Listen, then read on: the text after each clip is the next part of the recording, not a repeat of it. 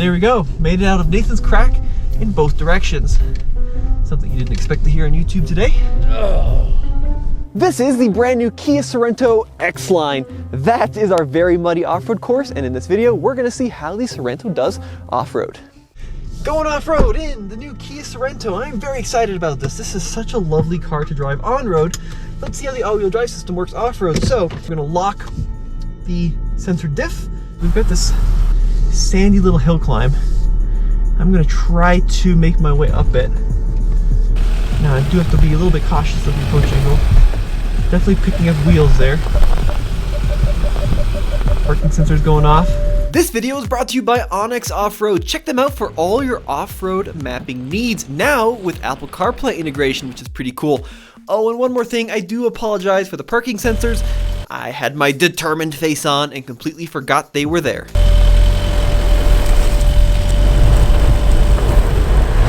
Come on, car, figure it out. Figure it out. So I've got two wheels in the air. Huh. That's not ideal. Now we're stuck. Okay. The issue with these dual clutches is you really have to be forceful with how you get them in and out of obstacles. And I can't take this quickly because, well, I don't want to rip off the whole front end of the car. Come on, figure it out. All right.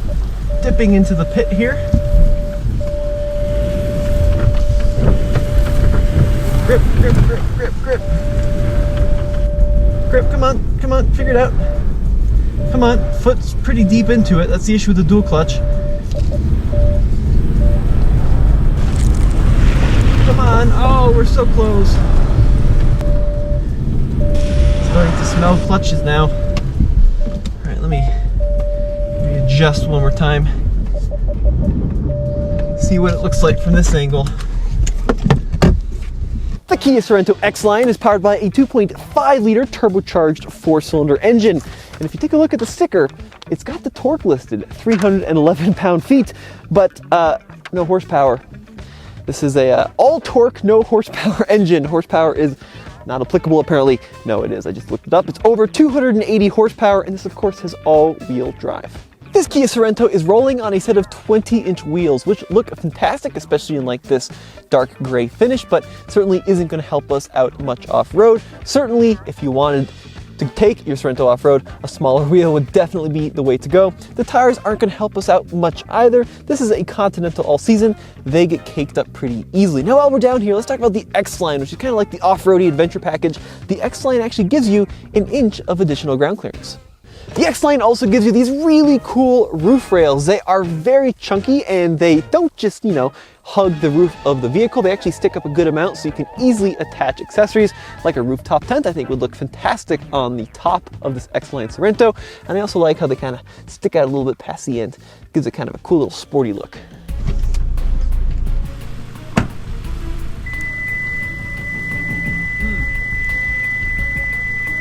Well, the pit is looking kind of gnarly today, and we're definitely starting to dig the front end in a little bit, so I think we're going to readjust and come up more toward case over here. Great.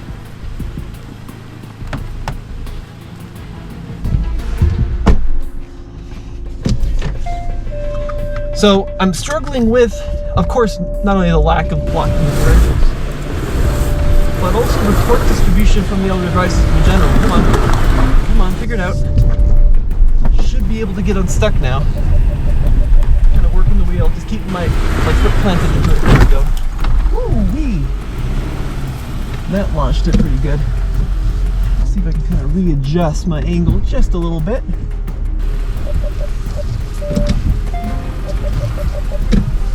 Starting to smell the dual clutches now.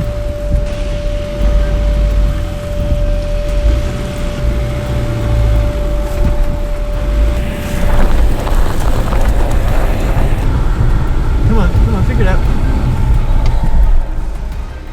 All right, there we go. So now we are pointing up the hill. Now we just need the all-wheel drive system to kick in and bring us up, which it just did there. Woo! We made it out! So that did take a lot of work, it took a lot of slipping, and it took a lot of throttle, but we were able to escape from Andre's pit out the hard way. So as we step inside the Sorento X-Line, this is a really nice place to be. I know the Kia Telluride gets all the luxury accolades, but overall, this is one of the best interiors, especially in this segment. It's just super high quality, super premium. From a tech standpoint, we have a 12.3-inch digital instrument cluster. Looks fantastic, and it's very configurable. The main info screen here is 10.25 inches, very similar to other Kia products. Now, the price on this model, let's take a look. $45,120 as equipped, and that includes the $1,175 destination fee. Some interesting things on the inside. We do have different drive modes ranging from comfort to sport to smart to snow and even an eco mode, and there's a center diff lock button, but you can lock the all-wheel drive into position there. We also have a hill descent control down here. So, you know, there are some off-road goodies incorporated, but my favorite feature on the inside is a feature on the Monroney, the X-Line Rust interior package. Now, Rust is a cool color, not something I'd probably want to pay $200 for. Rust is standard. If you like Rust on your Kia Sorento from the factory, now you can buy it. Next up, Nathan's crack. So this is going to be a test of approach angle and departure angle. A bit of mud to Nathan's crack.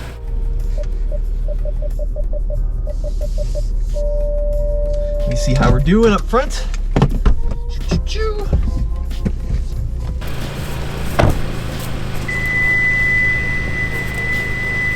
Oh, just barely. I think if I back up just a little bit, take it at a slightly steeper angle, we should be able to get out.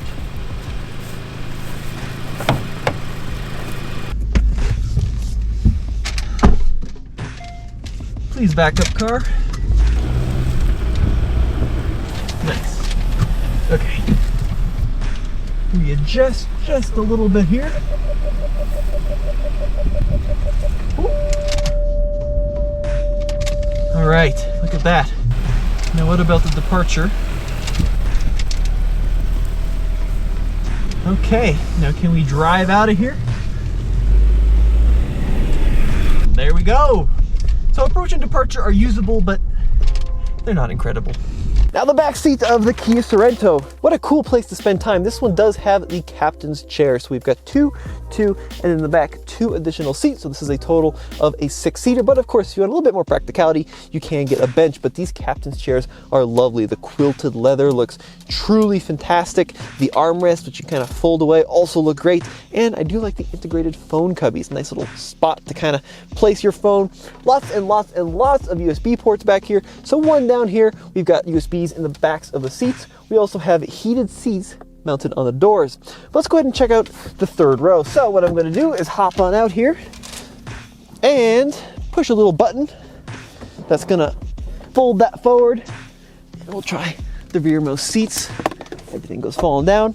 All right, so the seats do slide around the 2nd row, so you can kind of adjust for legroom. A pretty good place to spend time back here. Your knees are certainly a little bit high. It doesn't really have a lot of scalloping for a place to put your feet, but for kids, this would be a great place to road trip. And we even have USB ports in the 3rd row. I guess we should try it the other way too while we're at it. Diving down deep into Nathan's crack. Cranking the wheel over here. And that is some goopy mud. Crawl out of this now. The wheels are starting to spin just a little bit as we got it sideways. Come on, grip. And there we go. Made it out of Nathan's crack in both directions. Something you didn't expect to hear on YouTube today. Now, as we approach the back of the Kia Sorento, you'll notice that Sorento is spelled out in huge letters, which has become the trend in modern day SUVs, but it does look quite nice. Let's go ahead and pop open the trunk. See what the space is like back here. Well, it is surprisingly usable. Now, maybe not all that usable with the 3rd row up, but when you fold those down, simple pull of a strap, and those will come down nicely. There you go. Now you've got lots and lots and lots of cargo space for everything you could possibly need back here. It's a good trunk. One other thing I want to point out about the rear end of the Sorento is the enormous exhaust. I think Case called it the axle dump, but it's a ridiculously oversized exhaust. So the Kia Sorento X-Line. Now the biggest problem with this vehicle from an off-road standpoint is, while it's always that dual clutch automatic transmission, the engine is fantastic, but that dual clutch just doesn't give you enough power delivery right off the bat at slow RPMs. However, as a family hauler that you might want to take down some dirt roads to get to the cool trailheads, the X-Line's pretty cool. Fantastic interior, great second row, decent third row, and a pretty fantastic price for it. You get $45,000. It's a good car, just I'd love it with like X-Line torque converter. I'd love to try the hybrid too. Maybe we'll bring that out here next. Guys, as always, thank you so much for watching. As always, check out TFLoffroad.com for all the latest and greatest in new and used off-road reviews.